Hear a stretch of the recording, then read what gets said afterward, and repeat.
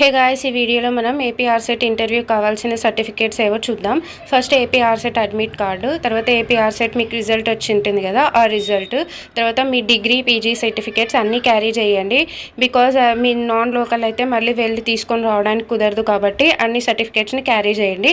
10th class mark list, Aadhaar card, caste certificate, detailed research proposal concern సబ్జెక్ట్లో, మీరు ఏమైనా research publications publish చేసింటే or books రాసింటే అవి, టీసీ, మైగ్రేషన్ సర్టిఫికేట్, వేరే యూనివర్సిటీకి అప్లై చేస్తుంటే migration certificate compulsory, study and conduct certificates కూడా క్యారీ చేయండి. అండ్ సర్వీస్ సర్టిఫికేట్, ఒకవేళ మీరు పార్ట్ టైం పిహెచ్డీకి అప్లై చేసింటే మీరు service certificate and no objection certificate ఆ ఇన్స్టిట్యూట్ నుంచి క్యారీ చేయాల్సి ఉంటుంది.